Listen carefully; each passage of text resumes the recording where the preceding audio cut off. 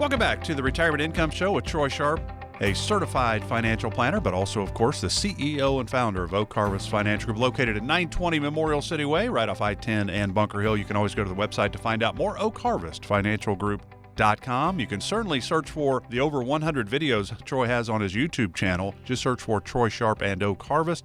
You subscribe, but there's no subscription fee. And you can watch any of those videos you would like to learn more about your retirement if you would like. YouTube, search for Troy Sharpe and Oak Harvest. We're talking about preparing for retirement today, and the accumulation phase, our working years, versus the distribution years when we're retired, are two totally different phases of life. And you said the light bulb moment, Troy, is once somebody's in retirement for like a year. They're like, holy cow, there's a lot more moving parts here than I thought. I thought I would just, wake up in the morning, read the paper, have a cup of coffee, and then go do what I'm going to do without all these other question marks that I've got in my head once I've retired, because I didn't know there was so much going on. One of the things that I think is really interesting, because I'm not a financial guy, so I love listening to you every week on this program and chatting with you about retirement, but I'm a 401k retirement person, which most are today's retirees probably are now in the 401k, 403b, 457. Not all of us lucky anymore, like our grandparents, to have a pension when we retired. The in-service rollover of a 401k, to me, seems to be one of the, it seems to me to make a lot of sense once you hit 59 and a half to roll that 401k into your own IRA to have more control over it. Am I overstating the importance of that, or is that something that is actually important? Well, everyone's situation is different, of course. And for a lot of people, yes, that does make sense to take advantage of that in-service rollover.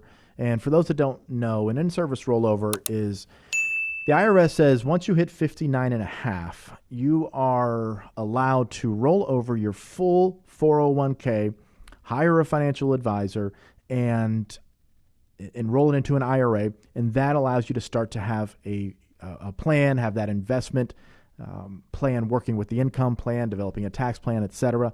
Ultimately, it gives you control of that 401k. Prior to 59 and a half, there are certain parts, certain monies that you have. It's a little bit complex, but your 401k provider can give you this number that is allowed to be rolled over, not your entire 401k though, prior to 59 and a half. But your employer has to allow it, whether you're pre-59 and a half or post-59 and a half. So the IRS just simply says, yes, after 59 and a half, you can roll that 401k over to your individual account, individual IRA, and you can manage the money however you want. But what I want to do with this segment is, if not anything else, I want to provide perspective.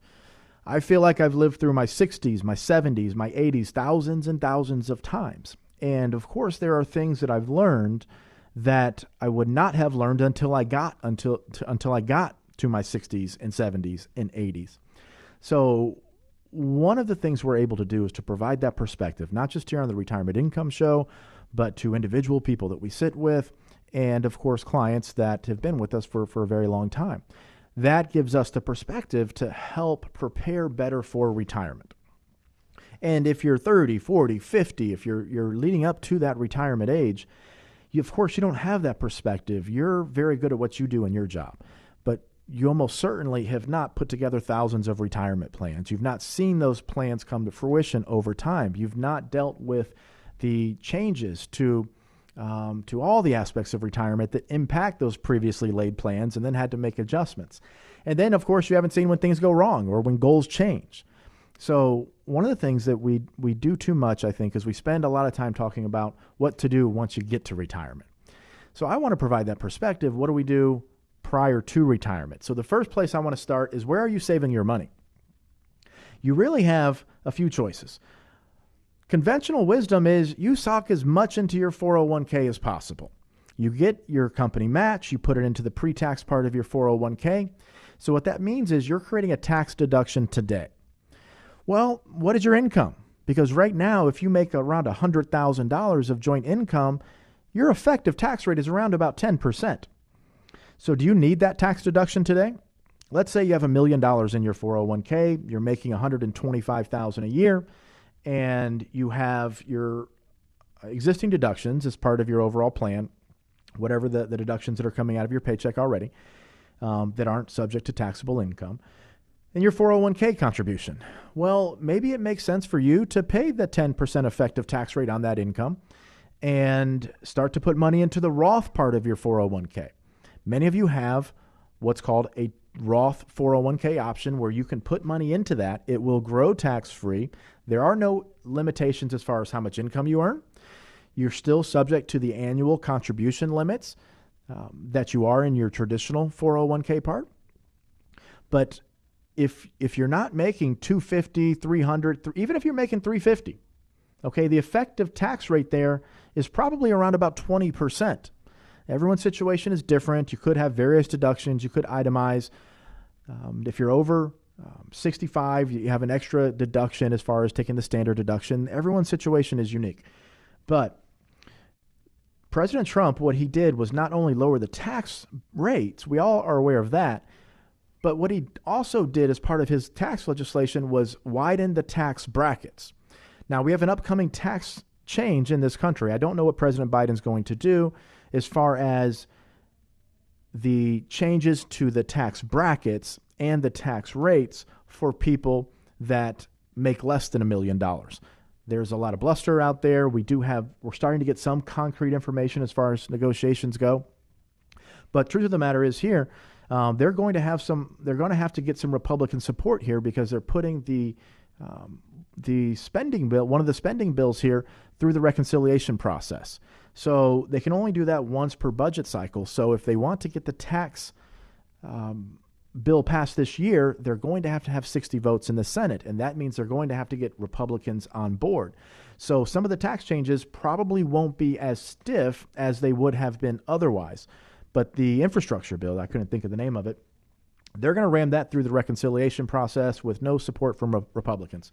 So that means Republicans will be in on the tax bill. So hopefully there are no changes to the widening of the tax brackets and also the current rates for those people making $100,000, $200,000, $300,000 a year. That's combined family income, and of course less than that as well. So it's where you're saving dollars. Are you saving into the pre-tax part? Are you saving it into the Roth part? You could also be saving it if you have excess income beyond those contribution limits.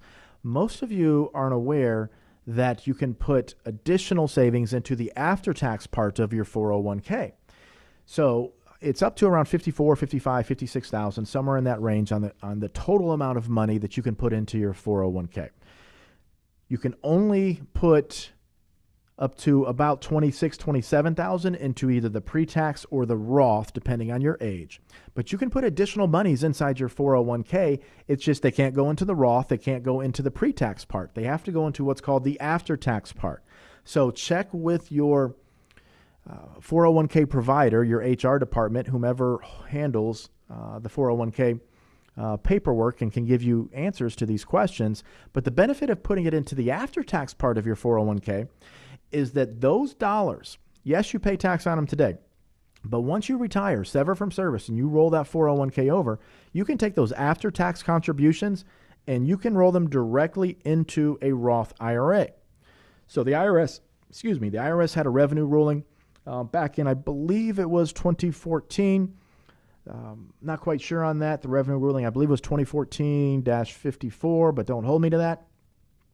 That said, you can very clearly now parse out your after-tax contributions and the interest on those contributions, and you can roll the after-tax part that you've contributed to a Roth IRA.